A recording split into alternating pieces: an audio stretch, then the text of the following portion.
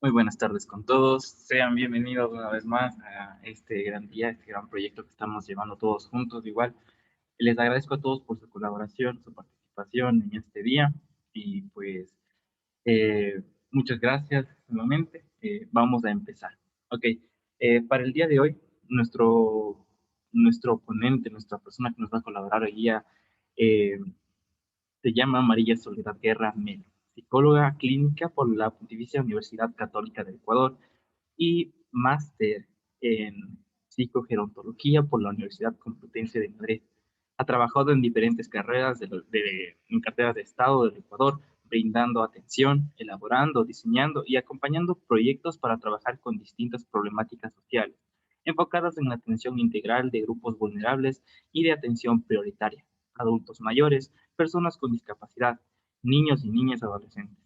Actualmente se desempeña como psicóloga clínica brindando atención a personas adultas y adulto mayores con problemáticas emocionales y sociales en psicoterapia individual, grupal y diferentes intervenciones en rehabilitación cognitiva. Es cofundadora de ELIXIR, programa especializado en personas adulto mayores, donde actualmente labora como psicogerontólogo. Entonces, en realidad, muchísimas gracias por tu participación y por tu tiempo. Puedes seguir. Muchas gracias. Muchas gracias, Felipe, y muchas gracias a todos. Estoy feliz de poder participar en este lindo proyecto y espero que podamos conversar un poquito más a fondo de la psicología de los adultos mayores.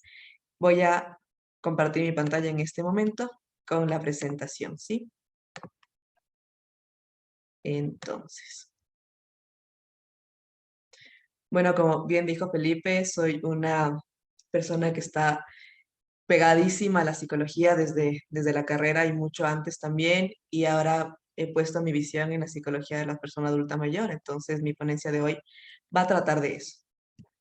En temas generales, lo que vamos a ver, lo que vamos a estudiar el día de hoy es qué es la psicología en adultos mayores, cuáles son las principales psicopatologías afectivas. Vamos a abordar a profundidad el tema de la depresión en adultos mayores, cómo se manifiesta, las causas, las consecuencias y evaluación y el tratamiento y leves recomendaciones.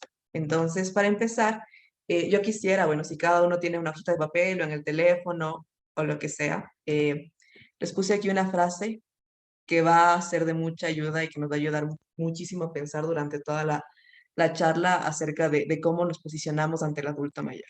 Entonces, la frase es, envejecimiento no es sinónimo de depresión. Y yo quiero que cada uno de ustedes, en un ejercicio súper rapidito, que luego lo podemos compartir, eh, piense qué le trae, qué viene a su mente efectivamente con esta frase. ¿Cuántas veces hemos pensado o hemos atribuido que el envejecer viene acompañado de patologías, que el envejecer tiene de por sí un tinte gris, ¿sí? Entonces, piénsalo en un ratito, anótenlo en un segundo, les doy unos minutitos así para pensarlo. ¿Cuántas veces hemos posicionado y cuántas veces nosotros nos hemos posicionado ante un aspecto negativo del envejecimiento, pensando que es una patología o pensando que efectivamente algo está mal, ocupo comillas, pero es algo que pasa mucho y es un discurso que lo escuchamos hasta ahora. Entonces, les voy a dar unos minutitos, así rapidito para que lo puedan pensar.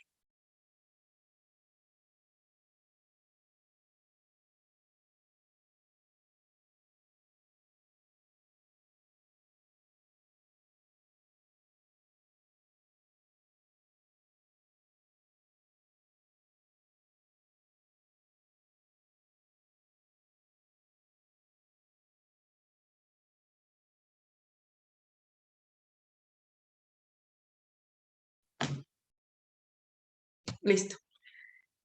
Empecemos. Entonces, me parece importante hacer una línea de tiempo súper breve acerca de cómo y por qué hablamos de psicología de la vejez. Se debe decir psicología de la vejez, qué es lo que implica esto, por qué lo estamos tratando ahora. Y, y quiero que ustedes piensen y consideren que la psicología en sí es una ciencia bastante nueva. Es bastante nueva que no tiene unas raíces tan fuertes y tan sedimentadas como la medicina, pero que es muy importante dentro del contexto holístico e integral de la persona. Es por eso que nos parece importante establecer esto, ¿no? ¿Qué es la psicología en la vejez? A mediados del siglo XIX, más o menos, hablábamos de una psicología experimental. Estaba enfocada específicamente en establecer qué conductas o qué reacciones permitían o entendían el comportamiento del ser humano. Pero estaba completamente ahí, en el objetivo principal, el niño, el adolescente y el adulto. No había mucha, tampoco por el tipo de esperanza de vida, no había forma de ver más allá hasta que empieza a generarse la geriatría, que nos da un empujoncísimo, un empujón bastante grande a nosotros como la psicología, a la psicogerontología. La geriatría como esta especialidad médica que trata de rehabilitar y atender cualquier tipo de patología en la adultez mayor. Con esto, en el siglo XX, posguerras, se genera la gerontología, que tiene ya un cambio de visión. Es esta especialidad que busca concentrarse en las causas y consecuencias del envejecimiento, en los cambios de comportamiento atribuidos a la edad, y eso abre muchísimo la idea de la psicología del desarrollo. La psicología, desde los descubrimientos de Darwin, empieza como a ver que es necesario ver qué pasa entre este niño y este adulto, qué es lo que obtiene, cuáles son los cambios, qué es lo que va pasando efectivamente en esta persona, en su mente, en su cuerpo, mientras va cambiando.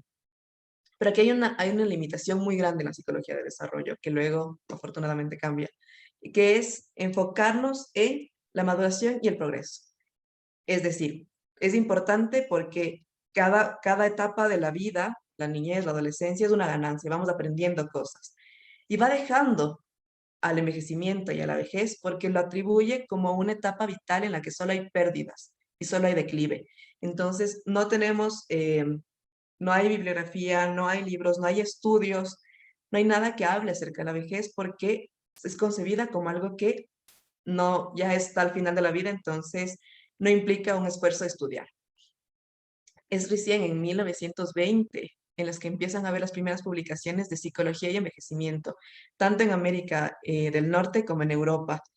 Y estas primeras publicaciones dan el paso a hacer un cambio en la psicología del desarrollo para que sea una psicología del ciclo vital. ¿Qué quiere decir? Que ya no nos enfocamos en que solo hay ganancias en la niñez, en la adolescencia y en la adultez, sino que toda etapa del ciclo vital a la que nosotros como seres humanos tenemos implica una ganancia y una pérdida. Una ganancia porque tenemos que adaptarnos a los nuevos retos que implica esta edad que tengo y una pérdida porque vamos dejando modelos o costumbres o capacidades cognitivas que ya no nos sirven para adaptarnos en esta nueva forma de concepción. Y es así que gracias a esta forma de vista de la psicología del ciclo vital que se logra consolidar la psicogerontología. Entonces cambiamos, hicimos una revisión de una psicología de la vejez, casi del declive y de lo que perdemos a, a una etapa vital donde también hay ganancias, donde también aprendemos, donde también este ser humano está logrando adaptarse a todo lo que viene. Entonces, para eso surge la psicogerontología, ¿no? Entonces, la psicogerontología es una subdivisión de la psicología que estudia el envejecimiento, que es el envejecimiento, un proceso que ocurre en el transcurso de la vida, así como cualquier momento del ciclo vital, como les acabo de decir. Estudia la vejez, las diferencias individuales atribuidas a la edad. Esto es muy importante porque tenemos que salirnos de esta idea de que todos, y voy a utilizar este término, todos los viejitos son iguales, solo de forma educativa, ¿no? O que todas las personas adultas mayores son iguales. No, yo no voy a envejecer igual que ninguno de ustedes, no voy a envejecer igual que una persona que tenga mi misma profesión, mi misma carrera, ni mis mismos hábitos, porque depende mucho de cada persona, de cada individuo, de su historia vital, de su personalidad, de los hábitos, de las costumbres, incluso de dónde ha nacido, ¿no? Entonces, la psicogerontología es maravillosa porque además está centrada en la persona, en cada particularidad de cada uno de nosotros, con el fin de buscar el bienestar de las personas adultas mayores y de sus cuidadores. El poder entender, el poder comprender qué está pasando con esa persona, cómo está viviendo su envejecimiento, nos garantiza una mejor calidad de vida. Justamente en este momento, cuando yo les puse la frase al principio nos damos cuenta de que a pesar de que ya hablamos de psicogerontología, de que a pesar de que ya existe en el primer nivel de atención psicología, que hay una norma, al menos en el Ministerio de Salud hay una norma de atención al adulto mayor, seguimos pensando y seguimos actuando desde el edadismo, de esas creencias, de estos prejuicios sobre la edad, de atribuir situaciones negativas o condiciones negativas a un adulto mayor o una adulta mayor. No, no debe sonar raro para ninguno de ustedes, o tal vez sí, me sorprendería, pero tenemos estas expresiones paternalistas, estas expresiones llenas de edadismo, ¿no? Es normal, ya está viejito, ya está viejita, solo necesita que el médico le vea y ya está, y le van a mandar la medicación y todo bien, y todo va a estar perfecto. Eh, muchos adultos mayores con los que trabajo me dicen a mí, es que yo soy un mueble más de la casa. ¿Por qué? Porque hay una situación y un alejamiento de que existen muchísimas patologías, muchísimas afecciones, muchísimos sentimientos y sentires en una persona adulta mayor, pero todo lo atribuimos a la edad. Es porque ya está adulto, es porque ya tiene tantos años, entonces, ¿qué podemos esperar de ellos? Entonces, yo sí les pido a cada uno de ustedes que hagan una revisión de cómo estamos ocupando estas frases, cuándo estamos ocupando estas frases y con quién. Es muy importante, ¿no? Dicho esto, ¿por qué atribuyo esto en este momento? Porque claro, también en la psicología hubo momentos en los que decidimos estudiar solo un tipo de patología. Entonces, nuestra energía de investigación se estableció en las demencias y en los deterioros cognitivos, dejando de lado las patologías afectivas, dejando de lado la calidad de vida, dejando de lado cualquier otra situación que esta persona puede estar sintiendo. Nos encontramos con una cantidad de artículos, de referencias bibliográficas acerca de los trastornos neurocognitivos, pero son muy pocos, al menos aquí en el país, en Latinoamérica, los que estudian los trastornos psicoafectivos.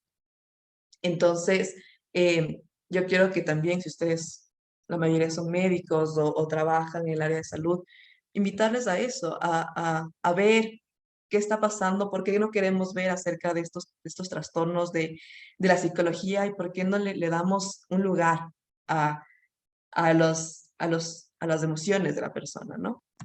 Para eso, justamente les hice un pequeño resumen súper breve de cuáles son las principales psicopatologías de en los adultos mayores, ¿sí? Es importante recalcar que una psicopatología afectiva, por ejemplo, de un adulto mayor, va a tener dos condiciones. O puede ser una evaluación de cuadros previos, es decir, una depresión, por ejemplo, que viene desde la adultez o desde la adolescencia sin un tratamiento oportuno.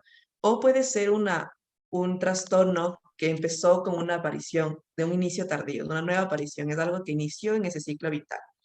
Las dos son importantes, las dos tienen que ser tratadas, pero nos ayudan a ver también cómo la persona ha ido entendiendo su salud mental también, ¿no? Entonces, tenemos las principales psicopatologías, como les decía en un principio, la demencia y el deterioro cognitivo leve son las que más nos llaman la atención e inclusive son las que más preocupan a los cuidadores y a las personas adultas mayores.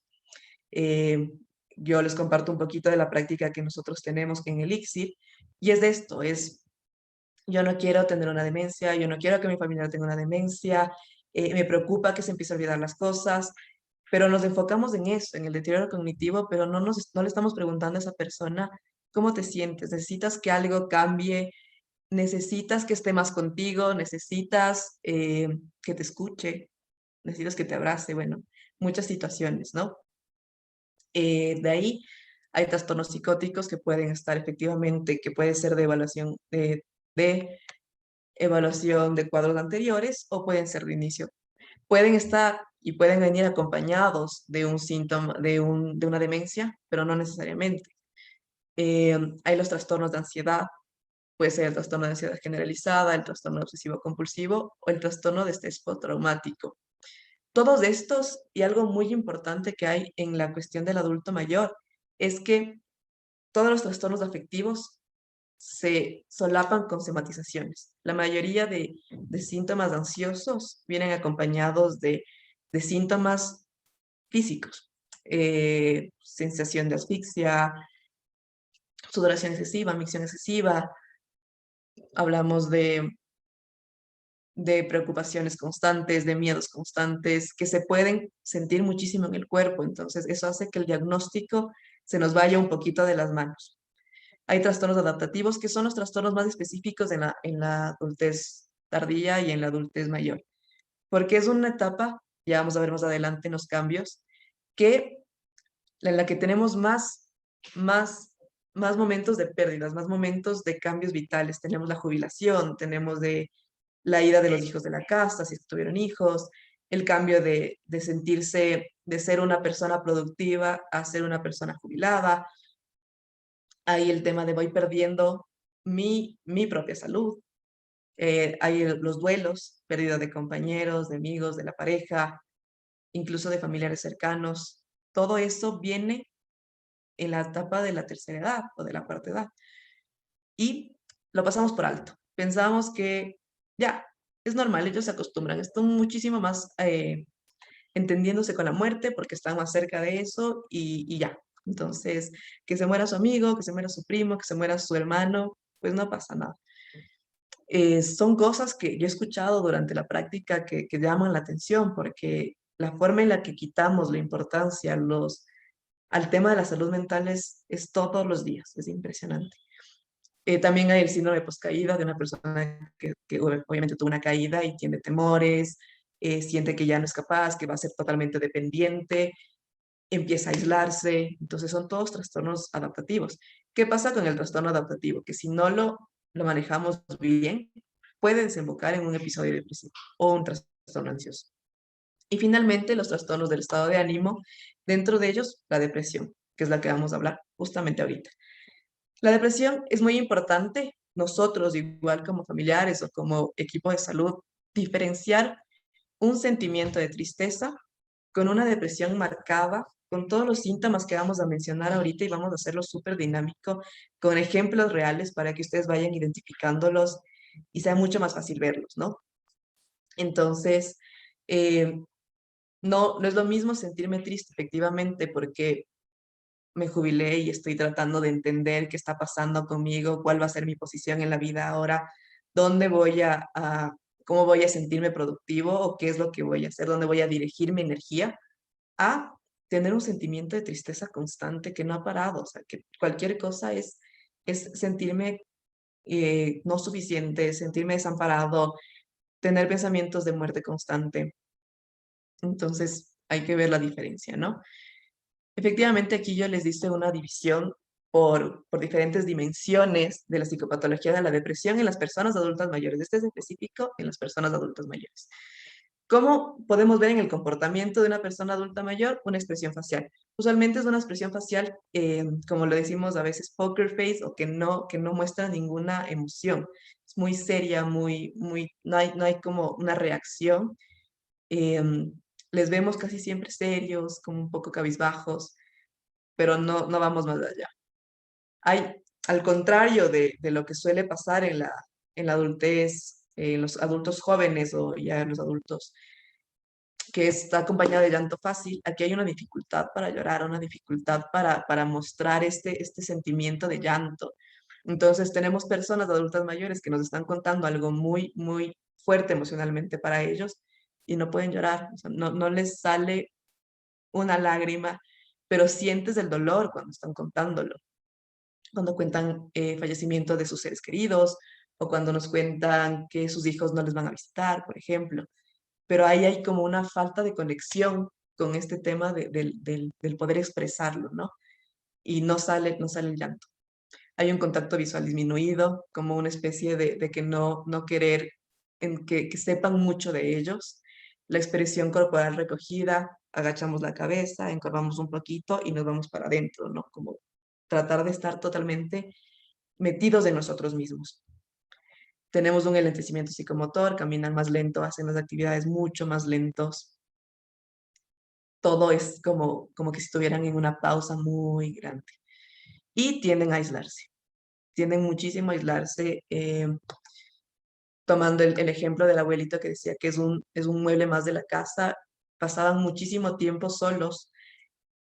Cuando llegaba la familia empezaba a conversar, ellos se perdían en la conversación y ya no se sentían parte, entonces preferían aislarse, ya no salir, ya no, si estaba ahí la familia, ya ellos se ponían a leer el periódico o a ver las noticias, pero no a participar. Entonces, tomar en cuenta esas pequeñas cosas. El lenguaje, efectivamente, está enlentecido, pero es coherente. Tiende a haber una repetición del temática, entonces tienden a estar como hablándonos acerca de la misma situación traumática o del mismo momento en el que no les está generando, perdón, que les está generando malestar.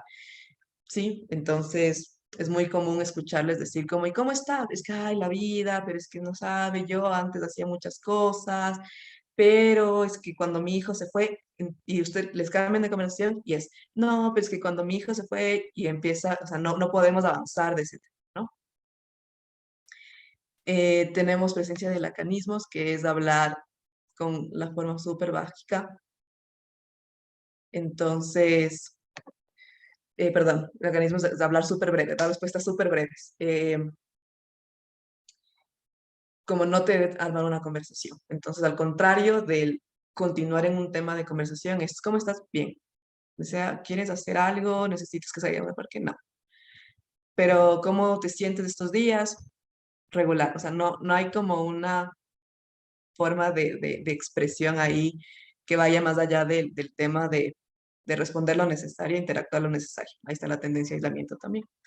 Y por último, la disprosodia, que efectivamente, si ya vemos que está enlentecido, que tenemos un lacanismo, no va a haber una fluctuación en su forma de hablar, sino va a ser una forma de hablar súper neutra, como no le ponen entonación, sino como totalmente lo mismo. O sea, estén emocionados, estén muy tristes, suena igual. El humor, hay presencia de tristeza, hay presencia de irritabilidad. Es mucho más común la irritabilidad que la tristeza en casos de los adultos mayores. Anedonia, esas ganas de no hacer nada, pierden el interés por las cosas, pierden el interés por hacer algo, incluso cosas que antes les generaba muchísima satisfacción. Entonces, les gustaba tejer y ahora ya ni siquiera quieren tejer. Les gustaba ir al parque, ya no quieren ir al parque, ya no tiene sentido, ya no me gusta. Y un malestar efectivo global. De ahí, déjame un segundo. En el tema del pensamiento, hay muchas presencias de idea de muerte, ¿no? Yo estaría mejor muerta, ¿para qué vivo tantos años si ya no sirvo para nada? Pero a esta edad, ¿qué puedo hacer? Les estoy dando discursos que son muy frecuentes y que se escuchan muchísimo en la atención a adultos mayores.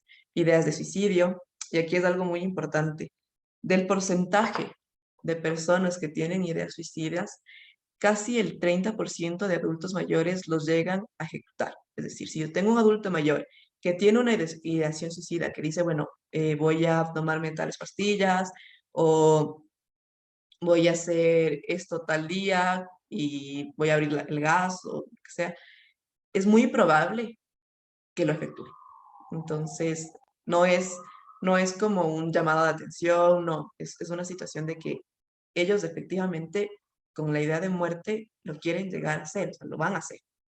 Es súper importante. O sea, los suicidios consumados en adultos mayores son muchísimo más, se realizan muchísimo más que en comparación a un adulto mayor, o, perdón, a un adulto joven. Hay sentimientos de desesperanza, sentimientos de pesimismo, sentimientos de invalidez, lo que les decía el primer ejemplo, ¿no? Pero yo ya a esta edad, ¿qué voy a hacer? ¿Pero yo para qué sirvo? Si además hasta me tienen que llevar al baño, si además me tienen que ayudar para comer, o sea, ya, que me lleve Diosito. Dicen muchísimo eso, además que son muy religiosos también la mayoría. Entonces, estar pendiente de estas formas de hablar, porque eso sí lo dicen, eso sí lo expresan y es súper importante. En el tema de la cognición, como vimos, hay un enlentecimiento general. Y es por eso que a veces nos tendemos a confundir con algún tipo de deterioro cognitivo.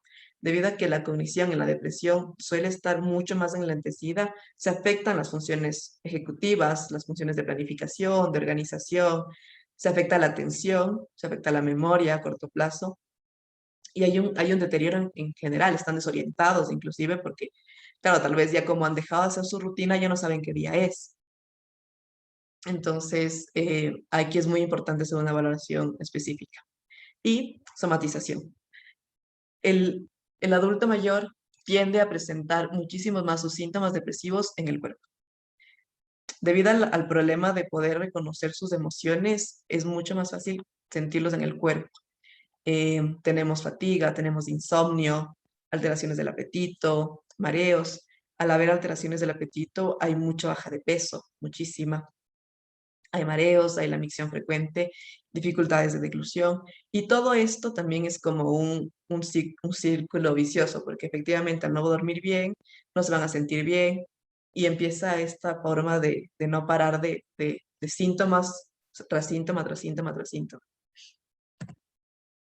Otros diagnósticos importantes que tenemos que considerar, además de la depresión o el episodio depresivo, es la melancolía involutiva. ¿A qué se refiere esto? Esto sucede en adultos de 55 a 60 años sin antecedentes de depresión. ¿Qué pasa con este adulto mayor? Tienen una dificultad para adaptarse a la realidad. Eh, es como que en este ciclo vital ellos no estén dispuestos ni no tengan las herramientas para afrontar que han llegado a tal edad, que han llegado a los 55, que tienen que jubilarse, que ya no, que ya van a ser llamados adultos mayores. Hay muchísima gente que no logra compaginar eso en su vida diaria y empieza a ver esta dificultad de adaptarse a su proceso. Entonces hay un balance negativo en la vida, entonces no, si ya voy a perder esto, ¿para qué? Si voy a terminar de ser, ya no voy a ser totalmente autónomo, ¿para qué? No, no, o sea, o puede haber estas ideas incluso delirantes de, no, yo siento que estoy súper bien, tengo un cuerpo de 20 años y empiezo a salir y empiezo a hacer muchísimas cosas, cuando efectivamente no pueden, o sea, porque tienen alguna alteración física o porque tienen algo que les impida, ¿no? Entonces es como una especie de disociación y hay elementos paranoicos. Y lo que les hablaba en el principio de estos síntomas que nos asocian a la demencia es una pseudodemencia depresiva.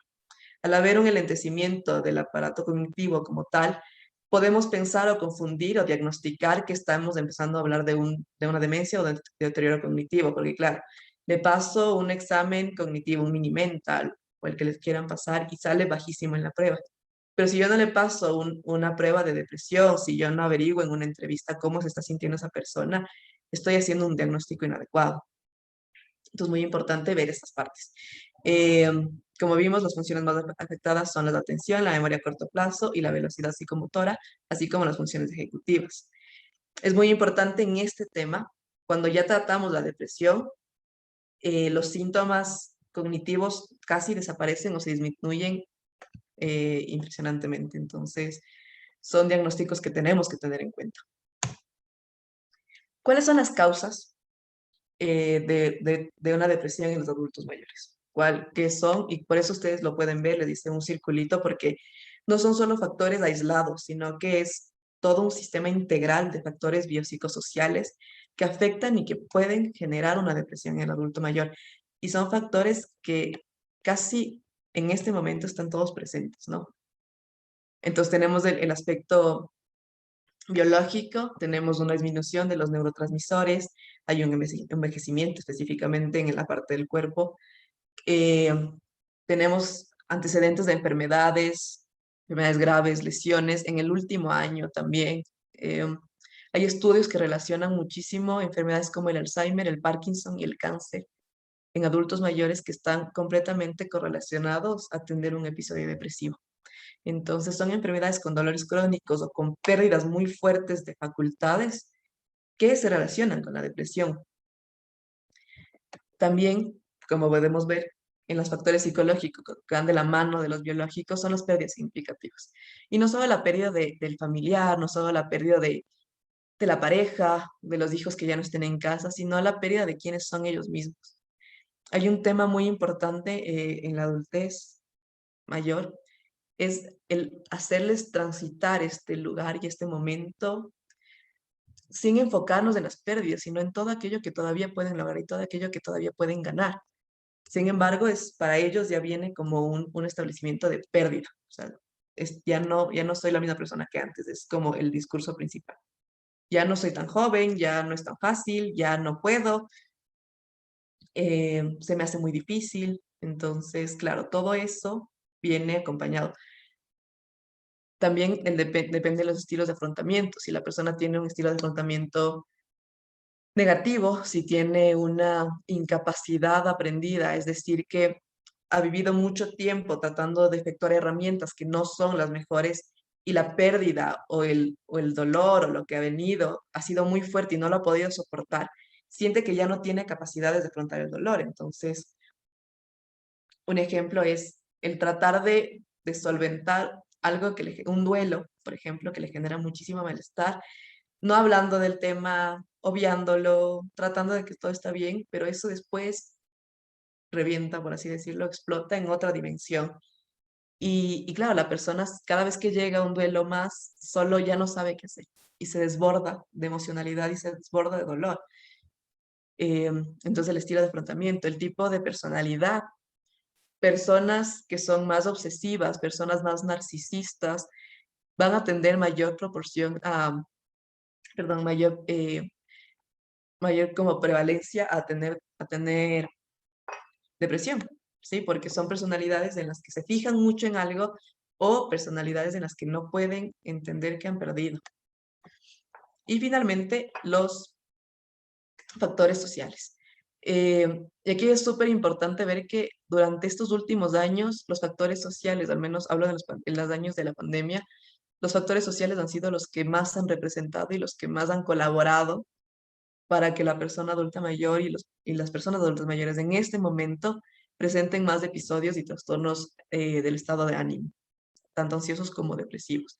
¿Por qué? Porque hablamos de una crisis económica, hablamos de una jubilación, hablamos de que son más dependientes y lo principal, que es lo que se vio en este momento de la pandemia, el sentimiento de soledad. El sentimiento de soledad está completa y enteramente ligado a el estado depresivo. Y eso es lo que ha pasado en la pandemia.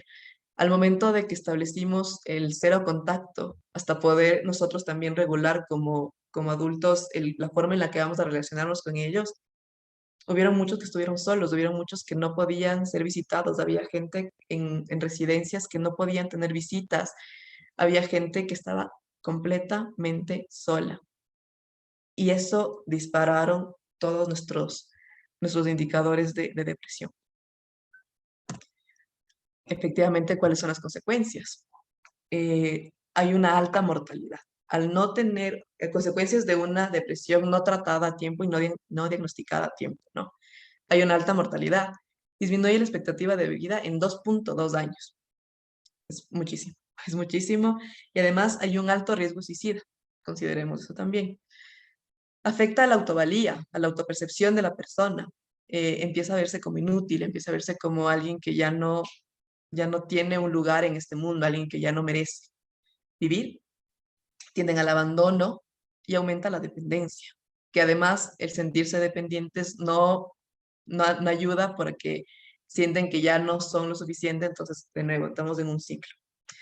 Hay alteraciones en el organismo, hablamos de un sistema inmune, hablamos de cambios en el metabolismo, hay mayor predisposición a tener una demencia, porque todo el sistema estamos todo enlentecido, entonces si no hacemos una intervención adecuada, se puede devenir en una demencia.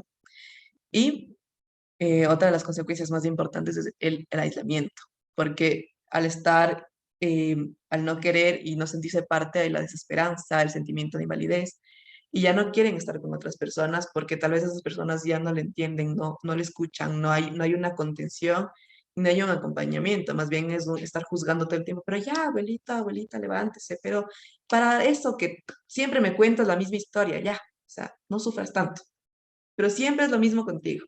No puedes cambiar de tema. Son cosas que tal vez podemos decir o no, pensamos, pero que la persona siente. Entonces, al no sentirse acogida ni acompañada, tienden al aislamiento. ¿Qué es tan importante y por qué es tan importante la evaluación? Efectivamente, por eso, para evitar todas las consecuencias, para poder dar una mejor calidad de vida a esta persona y también con nosotros como profesionales o cuidadores, estar garantizando los derechos de esta persona y verle como una persona, no como un indicador más o como un número más, ¿no? ¿Qué es lo que tiene, qué componentes tiene que tener una evaluación psicológica o una evaluación general para determinar el trastorno psicoafectivo o en este caso la depresión? hay que generar una entrevista semiestructurada en la que contemplemos todos los momentos o crisis, ¿sí? Vitales de esta persona y sus modos de afrontamiento. Entonces, la crisis vital de su divorcio, ¿cómo lo afrontó en ese momento? ¿Lo ha resuelto o no? Entonces, eso, ver también cuál es su sistema de apoyo, si tiene un sistema de apoyo, quién puede confiar, quién está al pendiente de su cuidado, una entrevista semiestructurada que me permita de alguna forma conocer todo lo que ha pasado antes de esa persona que llegue al consultorio, que llegue a nosotros, ¿no? E incluso si es mi familiar, darme cuenta de tal vez esto que habla tanto es porque algo no está resuelto. También es muy importante establecer la escala de dependencia. Como vimos, una de las causas es la parte de la enfermedad o del dolor crónico y el pensamiento de sentirse inválidos. Entonces, la escala de dependencia también nos permite ver efectivamente cómo está esta persona dentro de su vida diaria y también le permite a ella ver cómo que efectivamente tal vez su pensamiento no se correlaciona con la realidad. Aquí en el Ecuador, la escala de depresión geriátrica que utilizamos desde el GDS de Yesabag, que está validada, la de 15 ítems, esa es la que está validada por el Ministerio de Salud y es la que se puede utilizar, está dentro de cualquiera de las normas y protocolos de atención al adulto mayor.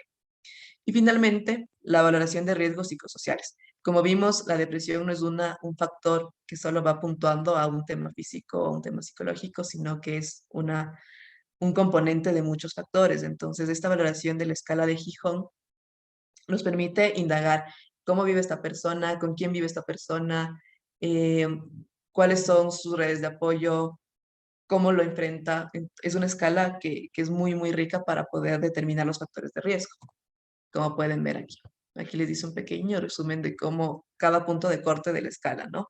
Entonces, el índice de Bartel, que es el de dependencia que yo ocupo personalmente en mis pacientes, determina el nivel de dependencia, las actividades de vida diaria y tiene un punto de corte de 75. Son 100 preguntas, bueno, son 100 puntos en diferentes preguntas de las que se puntúa. Entonces, si hay esta persona que tenga un puntaje menor a 75, tenemos que darnos cuenta de que es una dependencia moderada, que esa persona necesita más acompañamiento. En el GDS, la de depresión, el punto de corte son puntajes mayores a 6 puntos, que nos indica ya de un episodio depresivo moderado. Y la escala de Gijón, como les comentaba, analiza los factores sociales y el nivel de riesgo social, con un punto de corte menor a 10.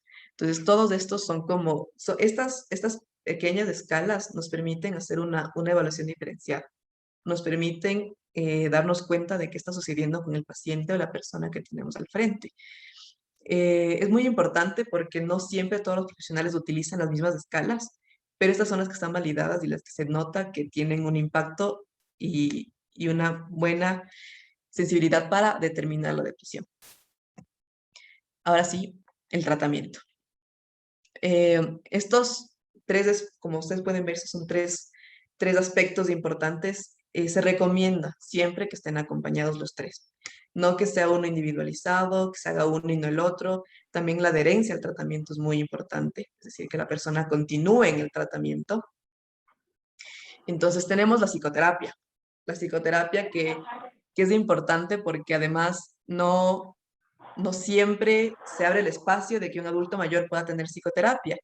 Como les decía al principio, al haber tantos síntomas físicos, al haber tantos síntomas del cuerpo, de la corporalidad, van las personas adultas mayores al médico. Y no todo médico está entrenado en diferenciar qué pasa con la psicología y qué pasa con el tema de un trastorno orgánico. Si vemos que estos síntomas no tienen un trastorno, o sea, no tienen un trasfondo orgánico, tenemos que hacer la derivación específica a psicología. Y además siempre tiene que estar de la mano geriatra, psicólogo, psicogerontólogo y diferentes otras actividades, ¿no?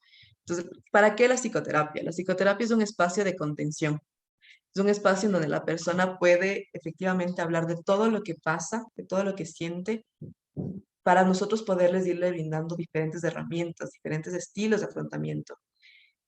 Buscamos identificar los pensamientos recurrentes y desadaptativos, es decir, este pensamiento que está todo el tiempo ahí en su cabeza, que no tiene una contemplación con la realidad, para que la persona vaya entendiendo y comprendiendo.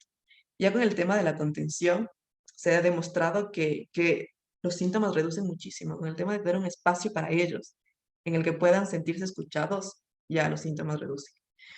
Hay también el tratamiento de la psicoeducación y las actividades, diferentes actividades. Es muy importante, como veían, el tema principal es la soledad, el sentimiento de soledad. Entonces, debemos actuar ahí, en fomentar la participación y la inclusión social, ya sea en un grupo, ya sea online, ya sea con la familia llamándole por teléfono, pero necesitamos que esa persona sienta que tiene a alguien que está a su lado. El factor protector principal de la depresión es que la persona tenga redes de apoyo. Entonces, eso es muy importante, ¿no? Darnos cuenta de tal vez llamarle, escribirle, si no podemos, tal vez irle a ver por todo el tema y el contexto actual, eso, hacer una llamada, enseñarle a que use Zoom y poder hacer una reunión familiar. Hay muchísimas cosas más. El ejercicio físico, trabajar en las conductas alimentarias, en la higiene del sueño, fomentar terapias en grupo. ¿Y por qué una terapia en grupo? Porque una terapia en grupo eh, les permite empatizar, les permite darse cuenta de que no son las únicas personas que sienten esto, se dan cuenta y se sienten como entendidos, eso es lo más lindo, que es lo que nosotros hemos podido ver en nuestros talleres que damos, es el saber que ellos entienden que no están solos, que hay una persona del otro lado de la pantalla o de donde sea que estén, que entiende lo que ellos han sentido y son capaces de empatizar y poder hablar de su sentir. Entonces, las terapias de grupo son muy, muy útiles. Y terapia ocupacional, actividades cortas, breves, jugar cartas, hacer manualidades, cosas que motiven, pero que él quiera, ¿no? No obligarle, verás que hoy te toca, ¿no? Sino que él vaya sintiendo y recuperando las sopas de letra, crucigramas, pequeñas cositas que la persona lo vaya sintiendo y lo vaya disfrutando. Y finalmente el tratamiento farmacológico. Esto va a depender mucho del geriatra o del médico tratante, va a establecer la periodicidad de la medicina, cuánta va a ser la dosis, pero siempre considerando el antecedente físico de la persona. El tema de la psicoterapia, psicoeducación y tratamiento farmacológico tienen que siempre ir de la mano. Hay pacientes que como ya tenemos el tratamiento farmacológico, se reducen los síntomas, abandonan la psicoterapia porque ya está resuelto para ellos, efectivamente, el tema, pero lo que hacemos es simplemente aplacarlo, no lo estamos resolviendo, entonces siempre es importante que se continúen las tres. Finalmente, así en resumen breve, de todo lo que hemos hablado.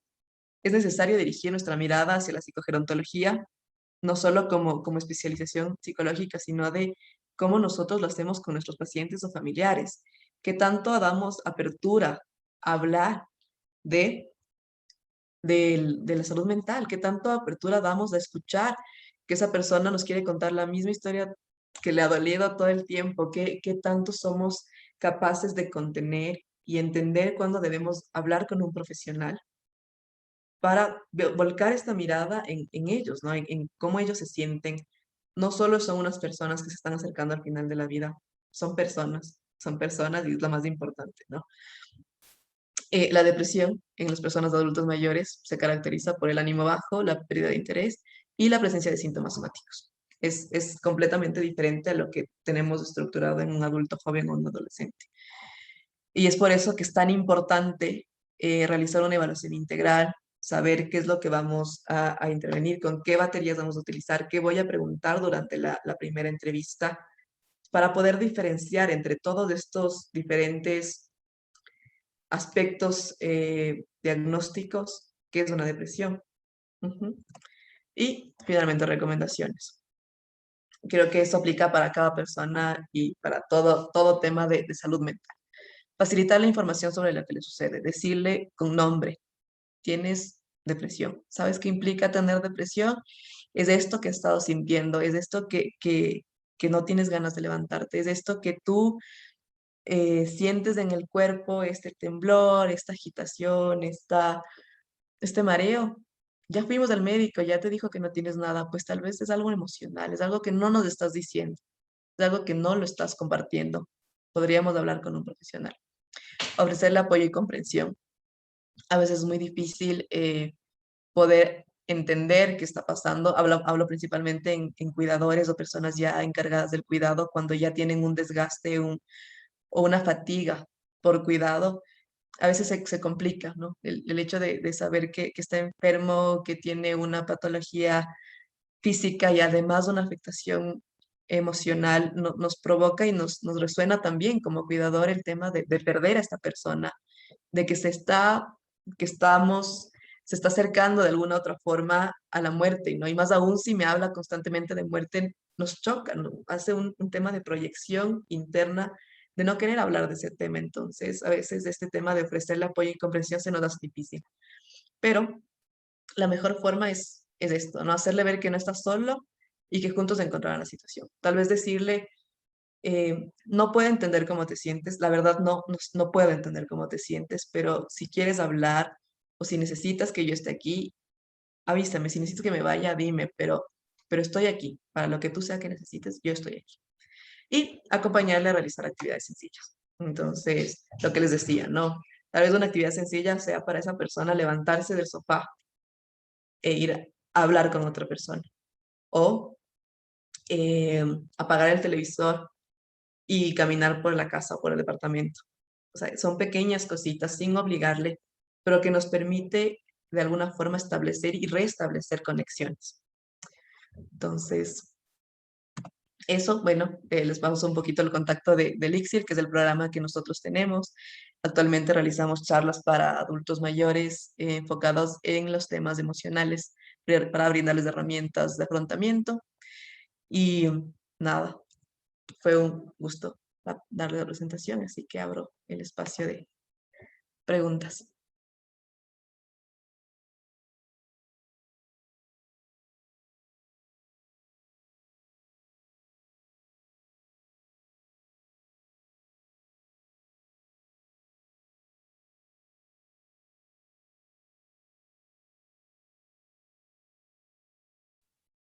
Silvia, por favor. Bueno, muchas gracias por la exposición, de verdad se nota todo el conocimiento tan amplio que tienes y más bien tenía una curiosidad de algo.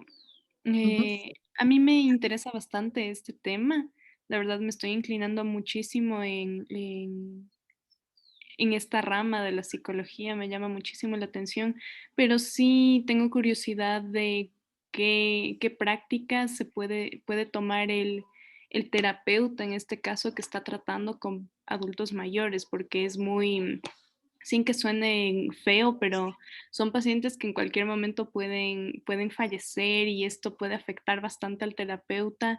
Y como ya digo, a mí me interesa bastante, pero también me preocupa esta parte que no, al menos no he escuchado mucho de cuáles son las técnicas para que el terapeuta se cuide. Perfecto. Gracias por tu pregunta. Y creo que esto es aplicable a cualquier tipo de terapeuta, ya sea un psicogerontólogo o un psicólogo clínico general. Tienes que tener muy claro tres cosas básicas, al menos desde mi formación, desde mi punto de vista, ¿no? Es, es importante que tú tengas un proceso psicológico individual tuyo. ¿A qué me refiero? Que tú vayas a terapia, que tú puedas tener un espacio donde puedas dejar todo eso que cargas todos los días de tus pacientes con otra persona. De igual manera, un espacio de supervisión, que no es lo mismo. Supervisas quiere decir que tú vas con un caso puntual a otro colega psicólogo y le dices como, ¿qué herramientas o qué técnicas podría aplicar en esto? Y lo más importante es entender cuáles son sus capacidades. Por ejemplo, en la psicogerontología tú tienes un abanico de posibilidades para intervenir. Tú puedes intervenir en estimulación cognitiva, en prevención de envejecimiento patológico y trabajar con personas que en este momento ya tienen sus capacidades o todavía no han perdido completamente su autonomía y sus capacidades cognitivas están bien. Entonces puedes trabajar con ellos muchísimas cosas más, dar clases, hacer diferentes talleres. También tienes el otro lado, tienes toda la parte del final de la vida, que es cuidados paliativos. Entonces, si tú en este momento sientes que para ti va a ser muy fuerte el poder hacer una terapia con una persona que está en el final de su vida, porque también hay eso, es tal vez no alejarte un poco de los cuidados paliativos y acercarte más al tema de rehabilitación, como te digo, actividades cognitivas, psicoterapia individual. eh, También esto, o sea, el tener supervisión y el tener psicoterapia tuya te ayuda muchísimo a ubicar cosas y a entender cosas que a ti te pueden hacer daño, porque al fin y al cabo también somos personas. También nos mueven cosas, tenemos familias, adultos mayores que nos puede resonar con el paciente que estamos teniendo al frente.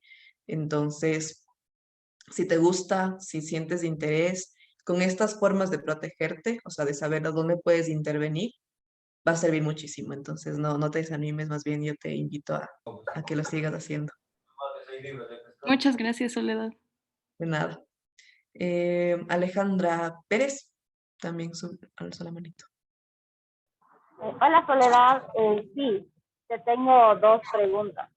A ver. La primera pregunta que te tenía es que si crees que este puesto que les hemos puesto, o sea, que les hemos puesto nosotros, la sociedad, los adultos mayores, de decirles como pobrecitos, también está arraigada justo el tema de su depresión y al crear, o sea, al crear esta idea de que no son autosuficientes, aparte de la parte fisiológica, obviamente. Sí, además que también viene de todo esto que les explicaba en un principio, ¿no? Tenemos esta concepción social, lamentablemente, de que una persona que ya no produce como tendría que producir, una persona que ya no es joven, una persona que ya no tiene ganancias, ya no es necesaria en este aparato social. Entonces, claro, al verles nosotros más frágiles físicamente también, porque nos vemos más frágiles, aunque ya sea un pelo blanco, pero eso ya implica fragilidad, hace que nosotros también como sociedad sigamos posicionándolos de esta manera. Y tal vez la persona no se sienta así, pero es tanta la presión que tiene, tanta el tema de, pero es que ya estás viejito, ¿cómo se te va? No sé. Me acuerdo, les voy a contar así de uno de nuestros participantes de nuestros talleres, que nos decía como que es que yo quiero aprender a tejer. Era un participante hombre además. Y yo quiero aprender a tejer. Y me acuerdo que durante el taller las señoras decían, pero no, pero ¿cómo vas a aprender a tejer ahorita? Pero mira tu edad. Pero y además los hombres no tejen. Entonces, es desde ellos mismos también, cómo han crecido en esta sociedad en los que nos vamos desvalorizando, nos vamos desubicando y vamos quitando la importancia de que en cualquier etapa de la vida tú puedes aprender, en cualquiera. Si tú tienes la capacidad y decides hacerlo, tú lo logras aprender. Aquí es un trabajo más de cómo nosotros educamos a la sociedad, ¿no? Primero, quitar las palabras de viejito, viejita, abuelita, abuelita, sino persona adulta mayor, porque ahí le ponemos la parte más importante que es, estamos hablando de una persona, no estamos hablando de algo más que pasa por ahí, sino es una persona. Entonces, una persona que tiene un rango de edad, pero es una persona. No sé si con eso contesté tu pregunta, pero más o menos por ahí me salió la idea.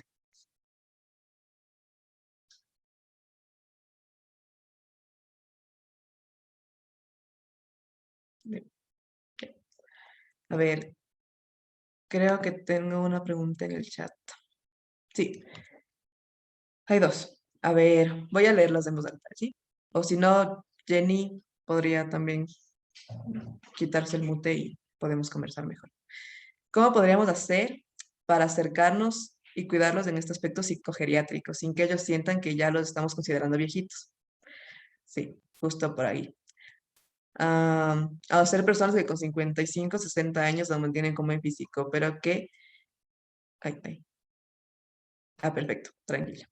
Pero que con el tiempo tendrá que darse esa transición. Creo que es muy importante, y va relacionada a la pregunta de Alejandra, que nosotros podamos abrir o sea, una conversación con nuestros familiares. Sí, muchas personas tienden a resentirse, por así decirlo, o a tomarlo mal el hecho de que yo me quiera preocupar o quiera hacer cosas. Algo muy importante y algo que se establece desde un principio es el no le hagas cosas, no le des haciendo cosas, no le quites posibilidades de hacer cosas cuando todavía pueden hacerlo. Entonces, si todavía pueden manejar, si todavía pueden salir, si todavía pueden leer, pueden hacer muchísimas cosas, no les quitemos de eso, diciéndoles que mira, te vas a accidentar o mira, vas a tener un problema, sino si queremos, acompañémoslos, compartamos esas actividades. Eso sirve para transiciones, es decir, en vez de decirle, no, abuelito, voy a poner este ejemplo de mi abuelito, no, abuelito, no vayas a manejar, es que tú ya no puedes, es que te vas a chocar. Decirle, ¿sabes qué? Te acompaño, ¿a dónde quieres ir? Vamos juntos, me doy tiempo y así me cuentas de lo que vas a hacer o vamos a hacer estas cosas. Hay una transición cuando ya vamos viendo que se vuelven dependientes, que es explicarles justamente y decirles así de la forma más amorosa posible, porque el cuidado a una persona mayor viene desde el amor y el respeto, ¿no? Como el cuidado en general. Veo que no puedes cortar la carne, tal vez quieres que te ayude. No, yo puedo. Tú tranquila, yo puedo. Ok. Pero si necesitas que te ayude a cortar la carne, yo estoy aquí, lista con mi tenedor y mi cuchillo. ¿Sí? Entonces, el, es como el tema del acercamiento, el tema de desde dónde yo estoy, por eso les hacía la pregunta desde el principio, de si el envejecimiento es igual a depresión o patología, ¿no? Es desde dónde yo voy. O sea, si yo voy, el hecho de ya estás perdiendo capacidades o tal vez yo te puedo apoyar en esto. ¿Qué es lo que haríamos con cualquier persona que necesitaría ayuda o apoyo de nosotros, ¿no? Ahí, eso. Pablo, voy a leer lo que puso Pablo, ¿ya? Considero que debería incluirse como política pública la valoración psicológica como prevención al inicio de síntomas de enfermedades crónicas. Sí debería. La verdad, cuando yo tuve la oportunidad de trabajar en el Ministerio de Salud, en el primer nivel de atención, y era en el momento en el que recién se estaba construyendo la norma de atención del adulto mayor. Entonces, era durísimo porque no había la capacidad, ni siquiera desde la planta central, desde quien estaba generando las leyes y los servicios, porque nosotros de aquí en el Ecuador tenemos una ley del, del adulto mayor, tenemos una ley donde dice que sí, que se debe valorar, que debe ser equitativo todo esto, pero ¿qué pasa? Tampoco tengo los suficientes profesionales especializados en eso, entonces, ¿cómo valoro? ¿Cómo establezco patologías si no tengo la formación? No solo es una cuestión de, bueno, te capacito y capacito al profesional de salud en el primer nivel, sino que sí sería necesario establecer que haya un lugar donde se pueda atender. Como dato, el Ecuador tiene un hospital de salud pública, abierta al público, de atención adulto mayor, que es el Hospital de Atención Integral del Adulto Mayor, que es del Ministerio de Salud Pública, uno. Ahí nos damos cuenta de cómo la política pública lo está dejando de lado. Entonces, creo que cada uno de nosotros que queremos ser profesionales de salud o somos cuidadores, tenemos que crear nuestra propia política pública en nuestras familias, en la forma en la que nosotros queremos que eso se mantenga y que yo quiero que esa salud se mantenga. Esto. Eh, Kevin creo que tenía la mano levantada. No sé si me puede decir la pregunta. Sí, quería preguntar, pues bueno, yo soy estudiante de medicina actualmente y en realidad he considerado como ir a lo que es pues psiquiatría y tal vez orientado un poco a los adultos mayores, pero algo que siempre me consterna un poco es, en general, o sea, yo he visto muchos profesionales médicos, no necesariamente psiquiatras, sino de cualquier especialidad, pues lo que hacen mucho es como cuando están evaluando a estos pacientes adultos mayores, pues ya les ven y ya les diagnostican que tienen las mil y una enfermedades, digámoslo así, a veces, pero ya está como todo tratado, ya está todo visto y a veces pues siguen con padecimientos, ¿no? Siguen con dolores, siguen con malestares y justamente está esto relacionado a lo que es pues su salud mental. Entonces también lo relaciono un poco con una experiencia ahí personal y pues pienso que, o sea, se receta mucho lo que son pues así antidepresivos, ansiolíticos, también hipnóticos.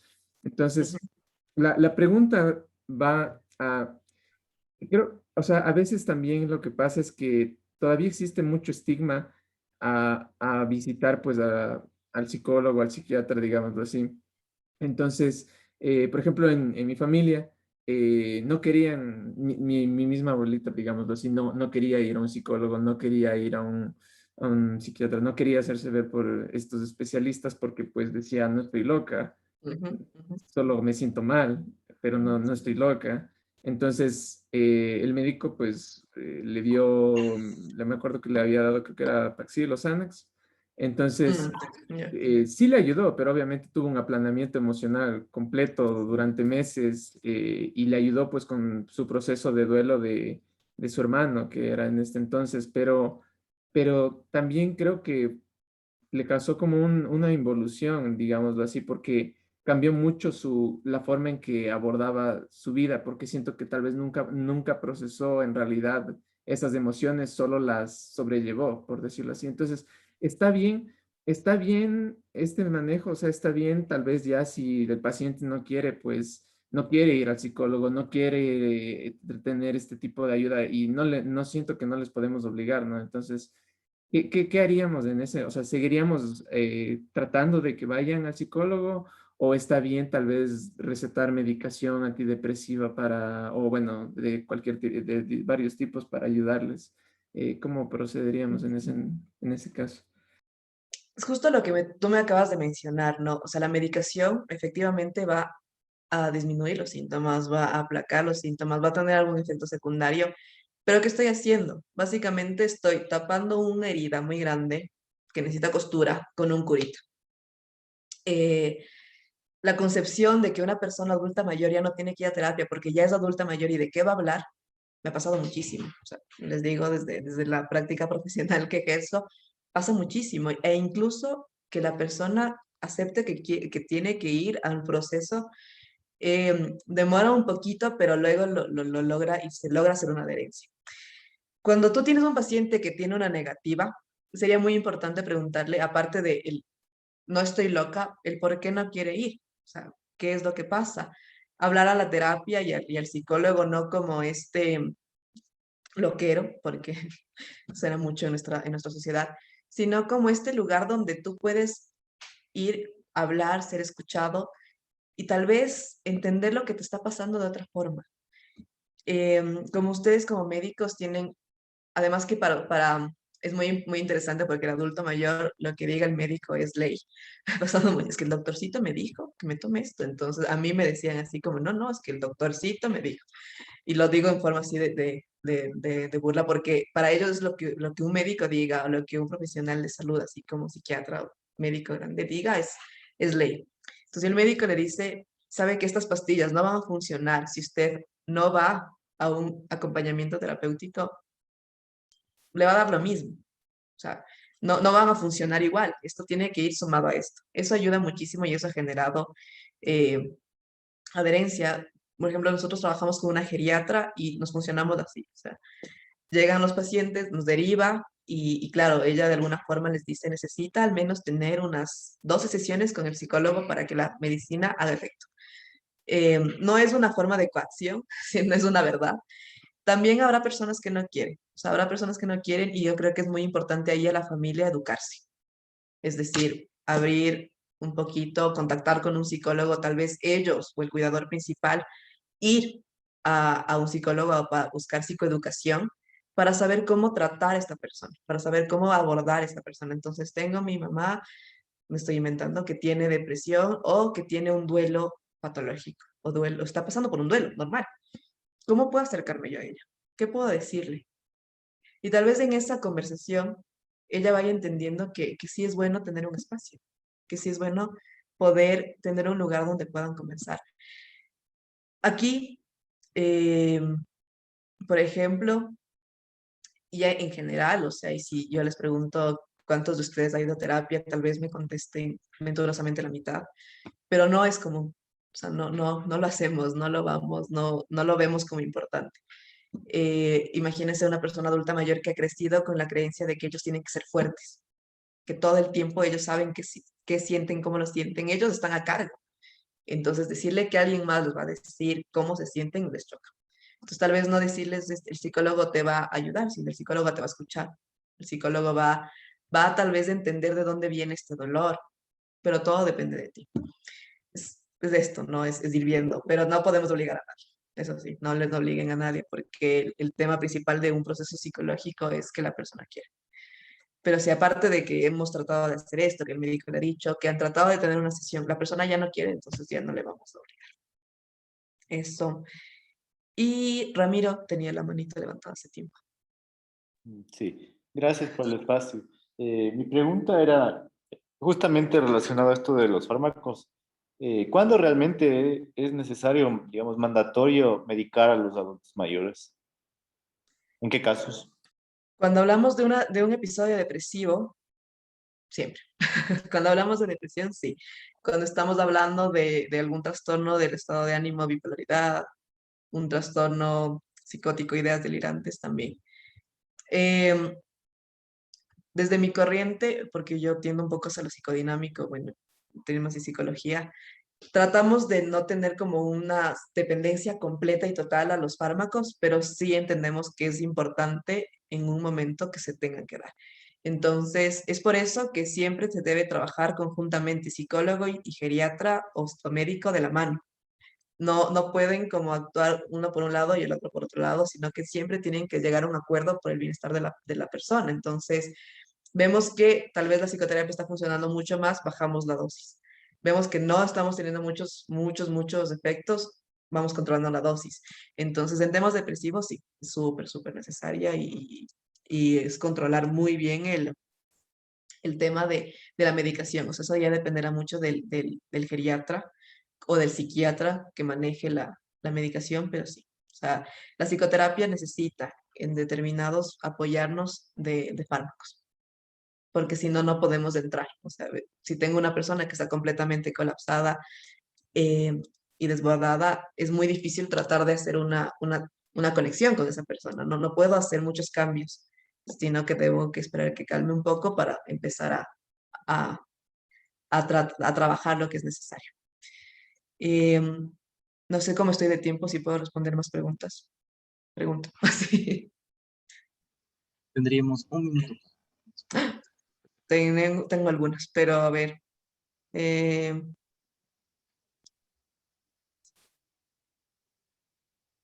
a ver, Mari Lorena.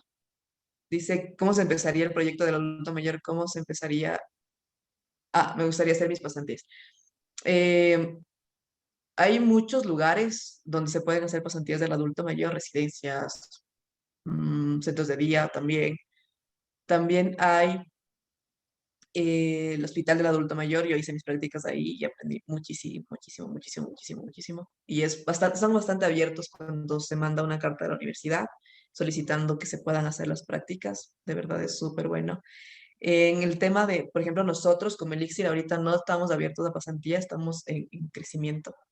Algún momento esperamos poder formar gente y poder darles ese espacio, pero actualmente no. Entonces, creo que ahí está, respondí en un minuto, perdón.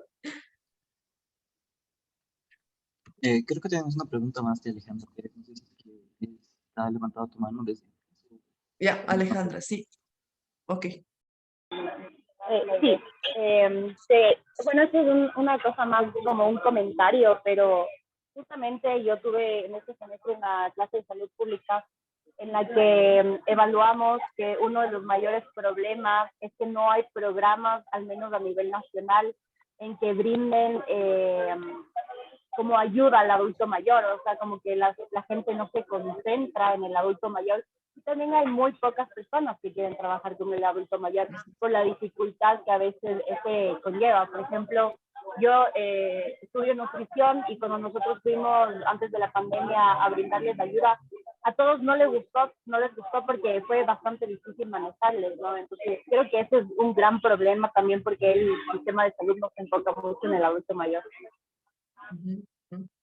Sí, la verdad es esa, hay muy pocos espacios para adultos mayores y los que se han creado no están completamente estudiados ni enfocados en brindarles una atención completa, integral y específica para ellos, ¿no?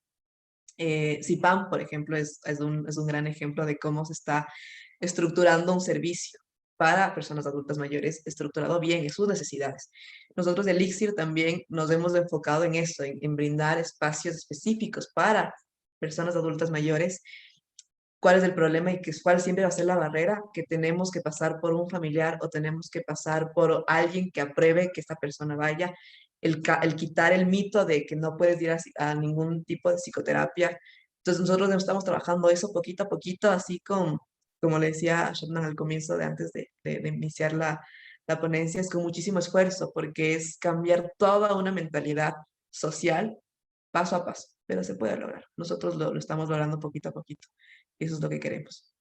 Entonces, nada, muchísimas gracias a todos por sus preguntas y sus comentarios. Muchas gracias, Sol, la verdad, una excelente ponencia. Ahorita, muchachos, les voy a enviar el link de asistencia, por favor no se olviden de llenarlo. Y vamos a proceder con nuestra siguiente charla a cargo de María Augusta Vélez. Es un miembro de CIPAM, al igual que de la Universidad San Francisco de Quito. Entonces, Mago, por cuestiones de tiempo, ¿podrías dar tu presentación tú misma, por favor? Y podríamos continuar, ¿ok, muchachos? Así que muchas gracias igual, Sol, por tu participación y chicos por tu disposición. Y continuamos, gracias. Gracias, Feli. Gracias, Sole. Qué lindo todo eso que nos compartiste y nos enseñaste el día de hoy. Buenas tardes con todos. Mi nombre es María Augusta Vélez, trabajo en la Escuela de Medicina, tengo varias funciones, pero actualmente me desempeño principalmente junto con Jonathan. Yo soy la vicedirectora de CIPAM y tengo a mi cargo el liderazgo de las formaciones para cuidadores de adultos mayores en la Escuela de Medicina. Entonces voy a empezar por compartir la pantalla.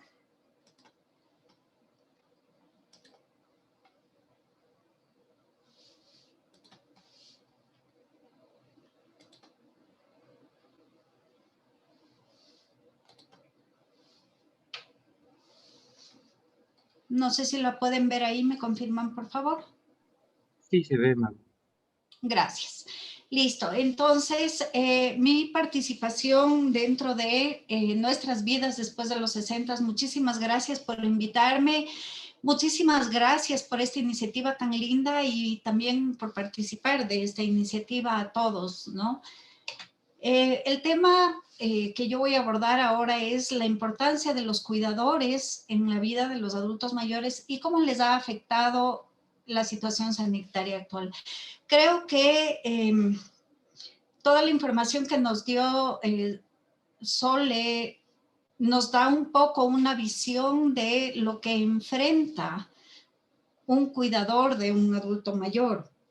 Entonces, la primera pregunta es, ¿quiénes son los cuidadores de los adultos mayores? Me gustaría saber si ustedes tienen ideas, me pueden solo ir dando ideas sueltas, qué es lo que opinan al respecto de esta pregunta. ¿Quiénes son los cuidadores de adultos mayores?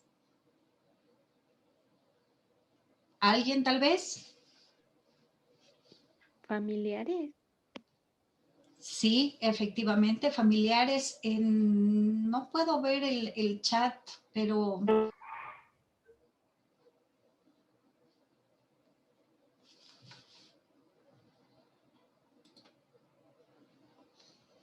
Listo, entonces, bueno, efectivamente los cuidadores, lo primero que tenemos es que son principalmente mujeres.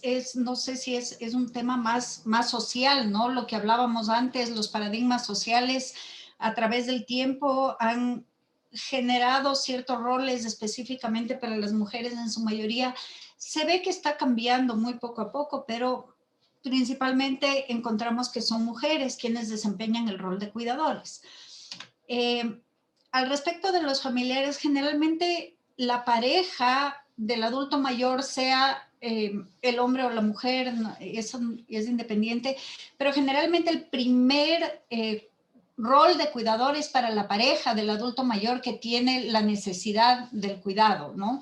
Poco a poco esto va evolucionando y depende de cómo se va complicando el tema, pasa a ser de otros familiares. Los hermanos, los hijos, los sobrinos, los nietos terminan cumpliendo con este rol de familiares. Hay casos en los que tenemos también la posibilidad hay familias, casos que tienen la posibilidad si disponen de personal de servicio de la casa, a veces se ve, ¿no? El caso de que, bueno, entonces la persona, la empleada doméstica o el cuidador, el de mantenimiento, se hacen cargo de la persona adulta mayor, además de que tienen que cumplir con el rol del servicio doméstico de la casa o del servicio de mantenimiento de la casa, tienen que asumir adicionalmente el rol del cuidado del adulto mayor. En otros casos, hay un personal contratado. Hay familias que deciden contratar personas que son profesionales. Lamentablemente no siempre y no muchos son profesionales especializados en el cuidado de adultos mayores, sino son enfermeras o enfermeros, terapistas, auxiliares de enfermería que desempeñan el rol, pero sin tener todas las herramientas que necesitan para cuidar de mejor manera a los adultos mayores, partiendo un poco del principio de todo lo que Sole nos comentaba en su conferencia, no todas las necesidades tan especiales del adulto mayor de comprenderle y entenderle, porque a través de su comportamiento, sus actitudes, su mirada, está mostrando necesidades que no sabemos si no tenemos una preparación. También hay el contrato a personal no profesional, que es gente que está dispuesta a cuidar a un adulto mayor, pero que tampoco cuenta con esas herramientas, ¿no? Entonces, básicamente y en general, todos somos cuidadores, porque en algún momento también, no sé si a ustedes les ha pasado, han dado algunos ejemplos, en algún momento cuidamos de nuestro abuelito, de nuestra abuelita. En mi caso, puedo hablar personalmente del cuidado de mi mamá, que no somos cuidadores permanentes, pero en algún momento tenemos el rol de cuidadores también de los adultos mayores de nuestra familia. Así que es importante estar conscientes de que estamos involucrados dentro de este proceso. Y como les decía antes, ¿no? Generalmente no tenemos, obviamente con la excepción de los profesionales preparados, mayores conocimientos al respecto de un cuidado adecuado a las personas adultas mayores. Entonces, aquí viene la primera pregunta. ¿Cuál es el rol de un cuidador de adultos mayores? ¿Qué es lo que ustedes creen que debería hacer un cuidador de personas adultas mayores? ¿Alguien tiene algún comentario?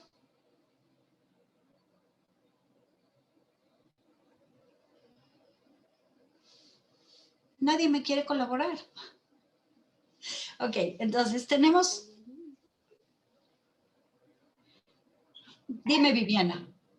Creo que prepararse.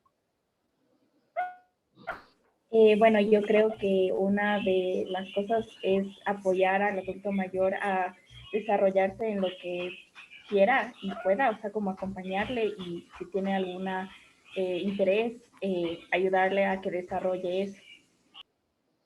Correcto. No sé, ¿alguien más? Janine. Jenny, perdón. Creo que es importante hacerles sentir que son útiles y que pueden aportar algo también en la sociedad como cuidadores, ver también su salud mental, no solo su salud física. Exacto. Entonces, tenemos que un cuidador, además de su rol de atender las necesidades de la persona adulta mayor, cuidarle, de administrarle la medicación, de ver su alimentación. A veces sabemos que los adultos mayores necesitan ya un tipo de alimentación un poquito más preparado, tal vez más procesado por tema dentadura, por tema digestión. A veces el rol del cuidador también es ayudar con el aseo del adulto mayor, ayudarle con las rutinas diarias, ¿no? Que como Sole nos comentaba, hay rutinas donde deben hacer ejercicios, hacer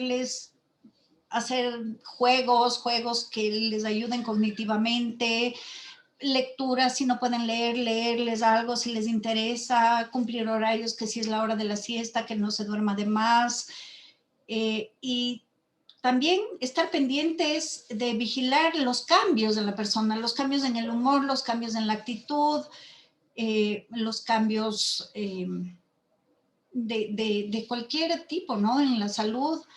Y además de eso, el cuidador también tiene que prepararse porque tiene que reportar a la familia de la persona que tiene a su cargo, ¿no? Y decirle y tener las destrezas de comunicación para hablar con la familia y decirles, oigan, veo que está pasando esto, pongo a su consideración qué opinan, y si es que se da el caso de ir al médico, entonces también el cuidador, como es la persona que está directamente tratando con el adulto mayor, va a ser quien tenga que reportar los cambios que ha visto, ¿no?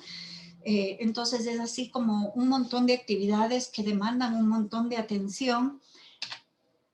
¿Y qué opinan, qué consideran ustedes si los adultos mayores a quienes estamos cuidando tienen una dependencia física o mental? Ese rol del cuidador de un adulto mayor independiente, ¿cómo se ve afectado? ¿Cómo cambia? ¿Alguien tiene alguna idea?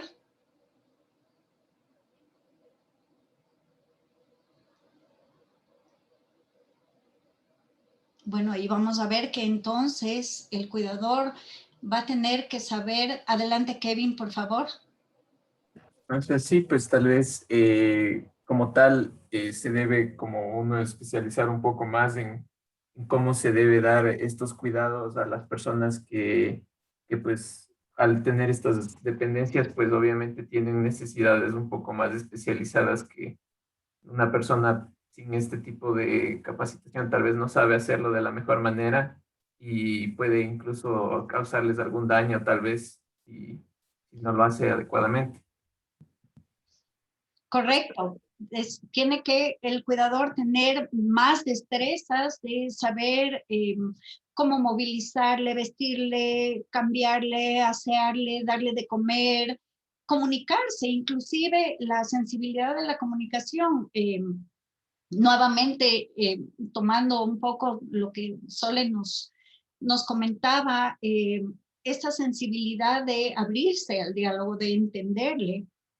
Peor si es que tiene una dificultad, una dependencia más complicada. Entonces, el rol del cuidador es un rol que implica que la persona tiene que tener muchas características especiales, ¿no? Entonces, ¿qué características y destrezas creemos todos que necesita tener una persona que cuide a personas adultas mayores?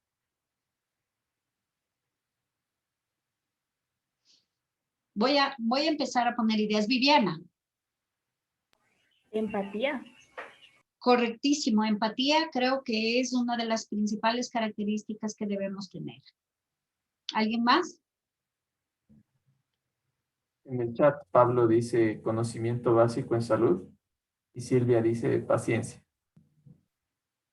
Muchas gracias, Kevin. Sí, correcto. Esas y un montón más. Yo he puesto algunas, un poquito de algunas que sean personas capaces de dar apoyo, mucha atención, dedicación, protección, personas que tengan compromiso, personas que tengan respeto, cariño, tiempo, tolerancia, compromiso, cuidado, soporte, paciencia, interés, comprensión, empatía, perseverancia, resiliencia. ¿Alguien más? ¿Algún comentario?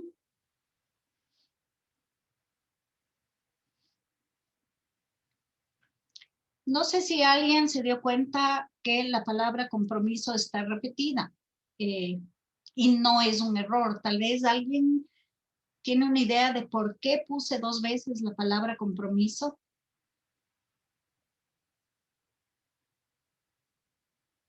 Vivian.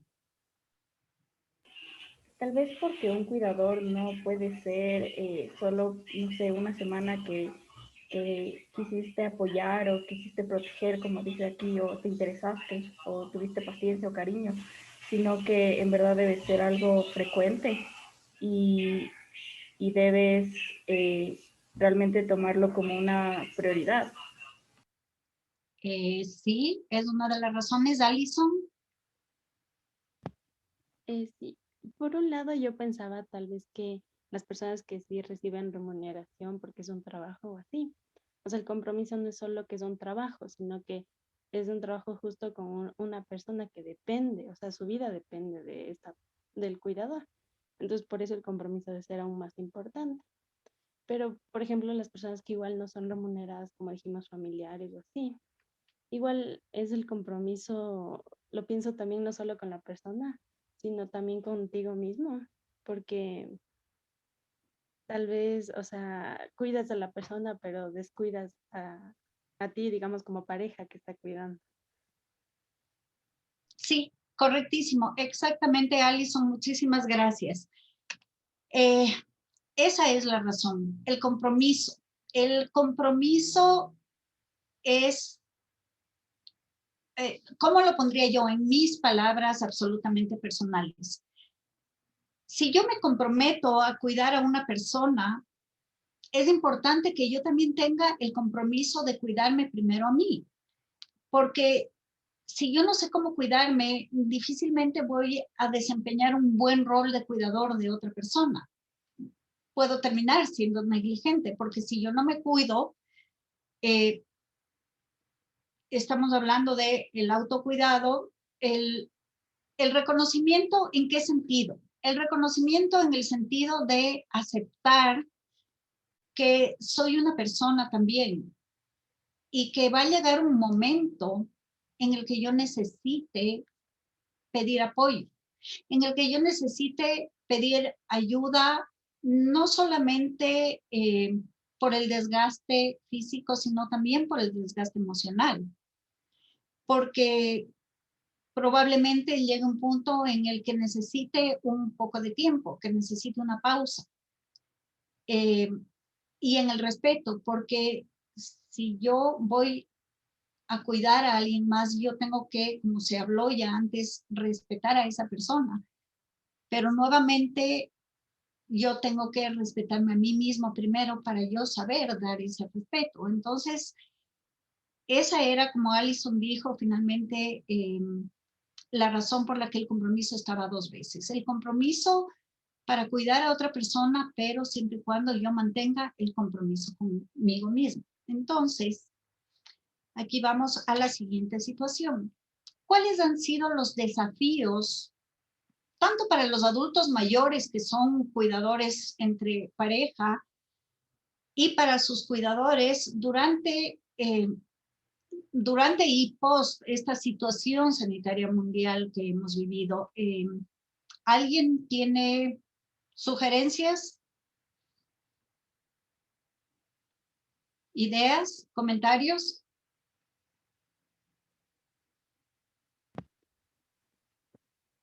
Diga, Kevin. Alison.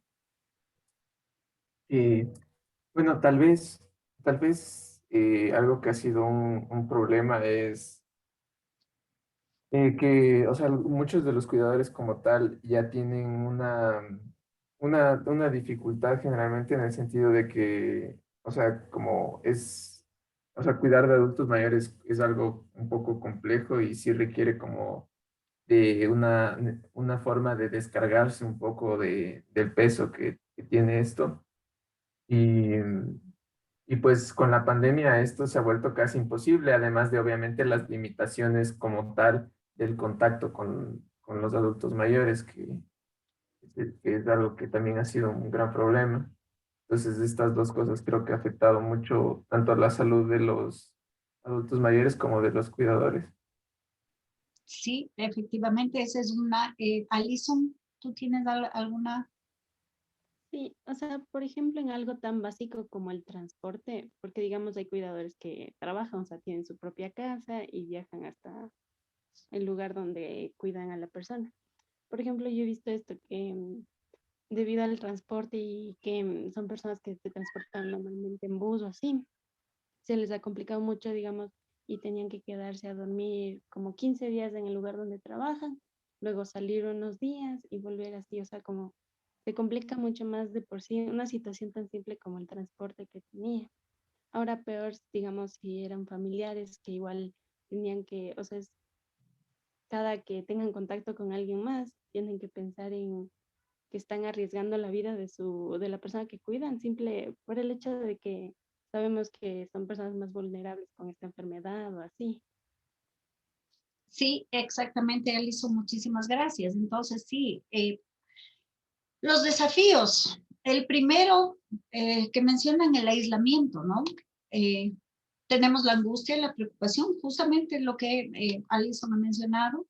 El desabastecimiento, no tener la posibilidad de conseguir los productos, tanto medicinas como alimentos, el abandono, que está relacionado directamente con el aislamiento, ¿no? El no poder tener a las personas de la familia que vengan, que se acerquen. La falta de herramientas especializadas, en el caso, como mencionaba Alison, los cuidadores que tenían que quedarse con el adulto mayor y no irse, y estar ya 15 días juntos ahí y se presentan situaciones y realmente se me va de las manos, no sé qué hacer porque no tengo herramientas especializadas. Y en algunos casos, por la situación, los cuidadores perdieron el trabajo o la persona cuidada falleció, ¿no? Entonces, estos fueron una mínima parte de lo que podemos alcanzar a ver de la inmensidad, cantidad de desafíos a los que se enfrentaron los cuidadores de los adultos mayores, ¿no? Entonces, la siguiente pregunta es, ¿cuáles han sido las consecuencias para los adultos mayores y sus cuidadores durante la situación sanitaria mundial y ahora ante el aislamiento, por ejemplo? O ante el abandono, ante el desabastecimiento, ¿cuáles fueron las consecuencias? Ante la falta de herramientas, ante la pérdida del trabajo, de todos los temas que ya tratamos ahora, ¿cuáles han sido las consecuencias para los cuidadores y para los adultos mayores que han convivido solos, aislados, abandonados, desabastecidos? ¿Cuáles creen ustedes que han sido esas consecuencias? Alison, ¿tú quieres decir algo? No, pero justo escribieron en el chat lo que pensaba, trastornos depresivos. ¿Perdón? En el chat justo escribieron lo que pensaba que es trastornos depresivos. Exacto. Jenny. José, te escucho. Creo que también a raíz de este problema se han empeorado algunas afecciones físicas que puedan haber tenido. Exactamente. Y todo lo otro que habíamos hablado del compromiso del cuidador, ¿no? El compromiso del cuidador de autocuidarse para poder cuidar a la persona que tenía a su cargo, también se perdió completamente porque sí, primero tenemos que quedarnos a cuidar a la persona que tenemos a nuestro cargo, tenemos que abandonar a nuestra familia. Entonces eso ya nos genera un desgaste físico, un desgaste emocional. Cuidar a un adulto mayor y quién sabe si, y nunca vamos a poder saber si fue por nuestra culpa o no, porque en algún momento teníamos que salir y volver, usamos el sistema de transporte público, llegamos y el adulto mayor resulta que se contagió de COVID. Y tenemos esa angustia y esa inesperada ansiedad de, ¿será que fui yo? ¿Será que fue mi culpa? Y si la persona mayor a la que cuido fallece, que no fue por COVID, pero por todos los otros razones posibles por las que puede fallecer, me quedé sin trabajo y ahora cómo mantengo a mi familia. Entonces, este es solo así una pequeña miradita chiquitita al respecto de cuál ha sido la situación de los cuidadores de adultos mayores que también son adultos mayores en una parte y lo difícil que se ha puesto, y es una muestra más de que realmente necesitamos tomar acciones y ser parte de un aporte a la sociedad al respecto de este grupo etario que es además de alguna manera discriminado, segregado, señalado, y esas son cosas que ya sabemos. Entonces, para cerrar un poco con esta visión de lo que implica ser un cuidador de un adulto mayor, yo trabajo como vicedirectora junto con Jonathan, Samantha y un grupo grande de voluntarios en un programa multiproyecto multidisciplinario para mejorar la calidad de las personas adultas mayores. Este es el programa CIPAM. ¿Qué es CIPAM? CIPAM es una organización universitaria que tiene el propósito de mejorar la calidad de vida de las personas adultas mayores a través de varias iniciativas gerontosociales y geriátricas. ¿Cómo nace CIPAM? ¿Cómo empezamos con esto? Creo que todos ustedes, o la mayoría, conocen a Jonathan, que yo me imagino que todavía está por aquí.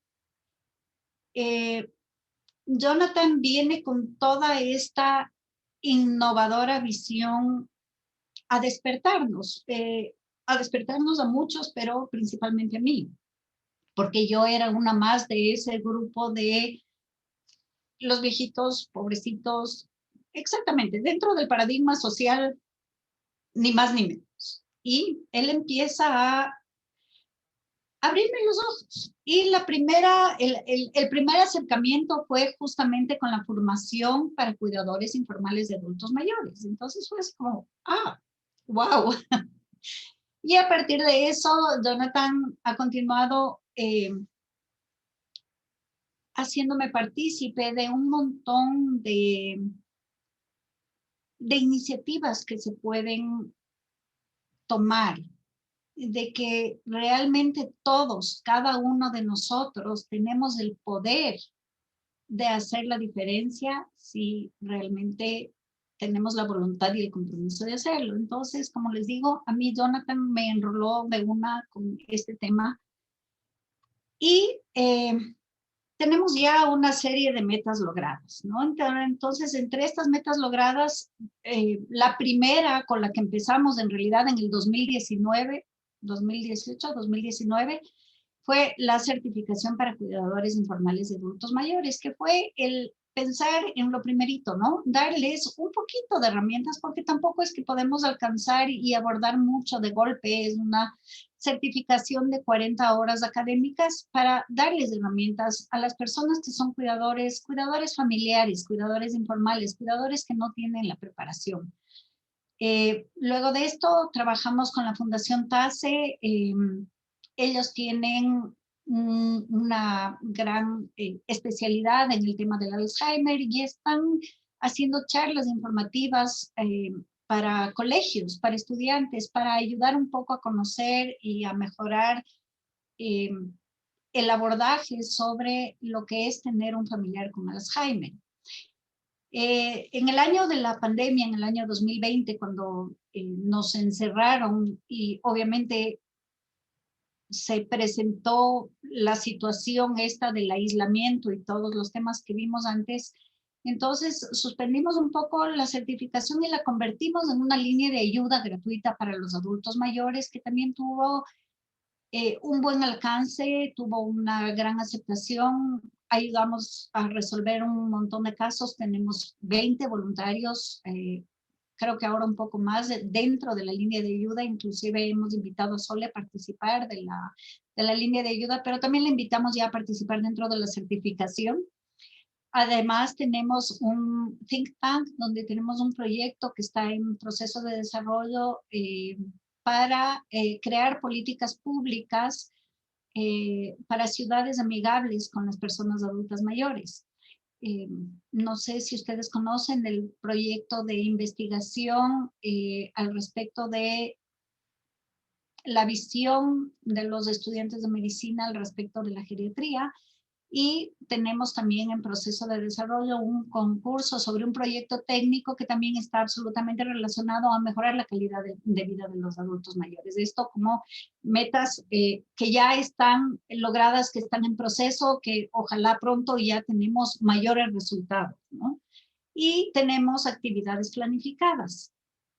Dentro de estas actividades tenemos una extensión del proyecto de ciudades amigables con las personas adultas mayores. Ojalá la primera tenga un buen resultado y podemos hacer que sea una cosa bien contagiosa y muchas ciudades se abran a recibir este trabajo y a aplicarlo dentro de sus políticas. La formación para cuidadores, como les comentaba antes, es una cosa pequeñitita. Tenemos una proyección de desarrollar de este módulo 1, que son las generalidades del cuidado del adulto mayor, 5 módulos adicionales que complementan un poco mejor la organización de manera que se complete parcialmente un nivel de conocimiento que les dé acceso a una formación técnica universitaria. Es decir, darles la posibilidad a los cuidadores y a las personas que deseen de obtener un título técnico superior, que también es algo que ayuda mucho dentro de el rol que desempeña el cuidador, que es familiar, que no es reconocido. Y lo que decía Alison también, que comentaba antes, ¿no? El hecho de que los cuidadores familiares ni siquiera reciben paga, es puro amor a la camiseta, amor al familiar, que están ahí cuidando, y el desgaste es fuerte, ¿no? Incluso el desgaste en las relaciones familiares a veces se afecta muchísimo. Entonces, hay esta intención de llevarlo un nivel más allá para ayudar más a estas personas. Al respecto de las formaciones de cuidadores, también estamos trabajando ya, de hecho, esta parte debería pasar a las metas logradas. Tener una oferta de mayor alcance para las personas que son cuidadores.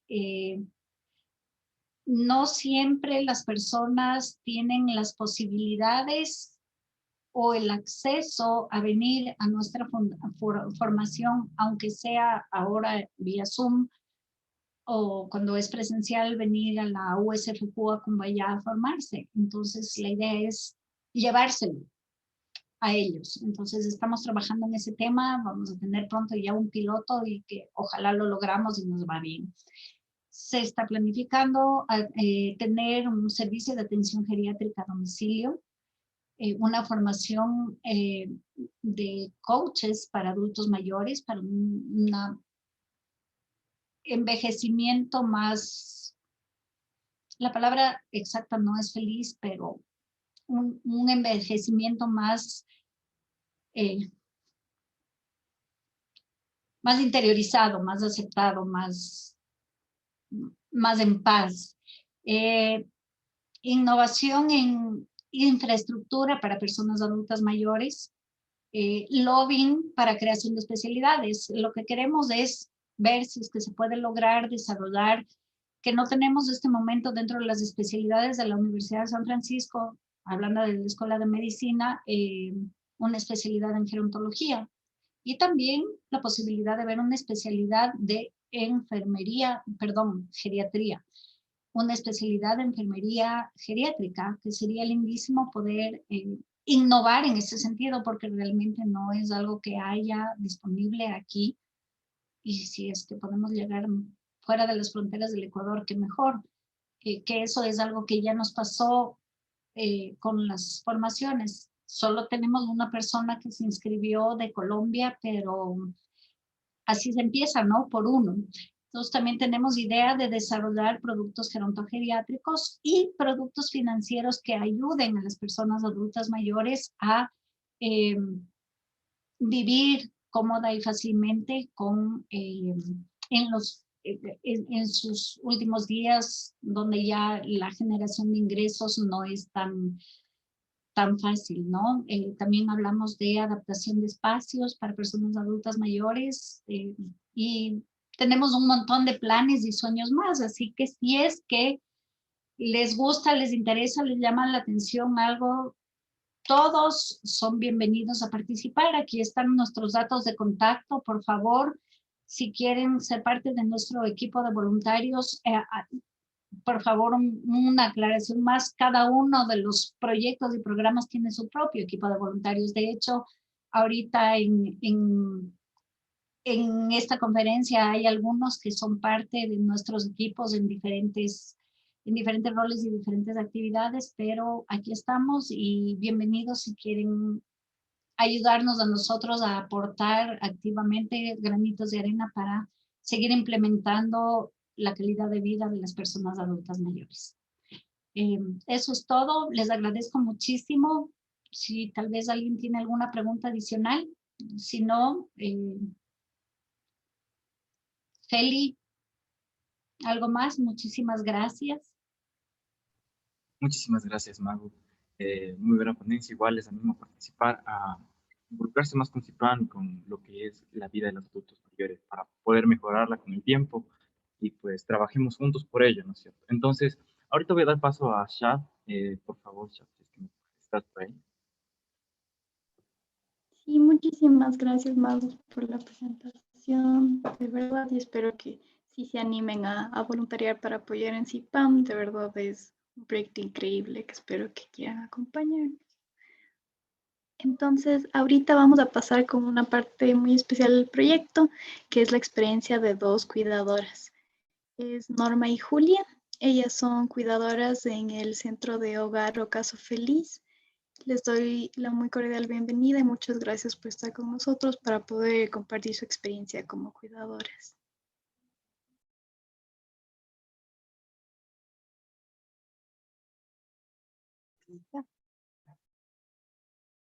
¿La cámara? Sí, buenas tardes. Buenas tardes, Julia, ¿cómo estás? Siga nomás. Buenas tardes, sí, sí, es una experiencia muy enriquecedora porque uno se aprende también el día a día con ellos. En realidad se requiere de mucha paciencia para asistirles a ellos. Es muy bonito y gratificante, como le dije. Eso podría decir yo al momento. Gracias. Buenas tardes con todos. Como dijo mi compañera, es verdad, pero también es un poquito doloroso, ¿no? El saber que tú estás trabajando con adultos mayores, el momento que tú recibes a uno, le ves cómo le recibes y con el pasar del tiempo se van deteriorando. Entonces, no, sí, pero es una experiencia muy bonita y que sí me gusta compartir con los pacientes que nosotros cuidamos. Y muchas gracias por la charla porque estuvo muy interesante. Muchas gracias. Tal vez podrían contarnos desde hace cuántos años están apoyando en el Hogar Ocaso Feliz, a cuántos adultos mayores como que cuidan ustedes. Bueno, yo de mi parte estoy ya 6 años, más antes teníamos 32 pacientes. En este momento, por la situación que estamos con 13 pacientes.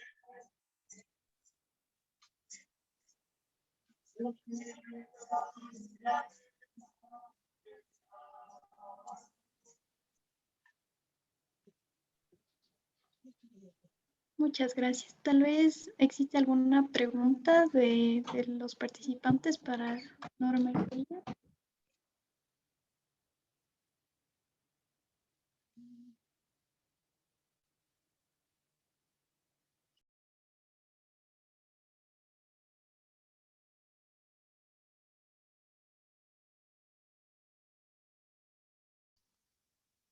Ok, muchísimas gracias a cada uno de ustedes.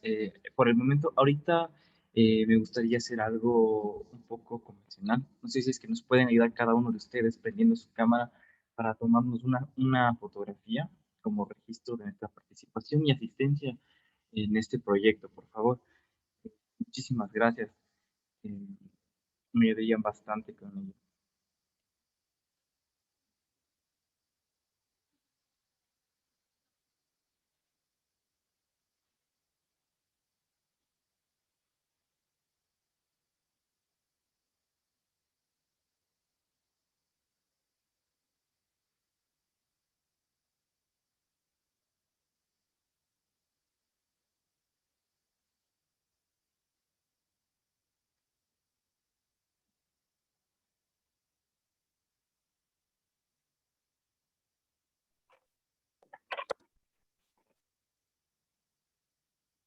Igual, las personas que no puedan prender su cámara no se preocupen. Igual, las personas que sí nos ayudarían bastante. Entonces, les quiero dar cordialmente las gracias por su colaboración y su participación en este gran proyecto. Como sabemos, estamos contribuyendo a la Casa Hogar o Casa Feliz. Los fondos recaudados se dirigirán para ellos de forma de insumos de bioseguridad y demás equipos que ellos requieran. Entonces, igual les agradezco mucho por su colaboración en este gran proyecto y pues estaremos atentos a cualquier solicitud, a cualquier inquietud que ustedes tengan con el paso del tiempo. Igual si es que tienen ganas de participar en el voluntariado, pueden contactarse con Jonathan de CIPAM o con Mago o conmigo, igual se pueden contactar para hacerles llegar a CIPAM. Entonces, si es que nos pueden regalar una sonrisa para tomarnos una foto. Muchas gracias. Ok. 1, 2, 3. Muchas gracias, la verdad. Les agradezco bastante. Damos por terminado el proyecto el día de hoy. A cada una de las personas presentes les agradezco demasiado y pues estaremos pendientes de cualquier otra situación y les estaremos comunicando. Muchas gracias a cada uno de ustedes. Tengan una buena tarde. Gracias. Muchas gracias, Felipe. Gracias.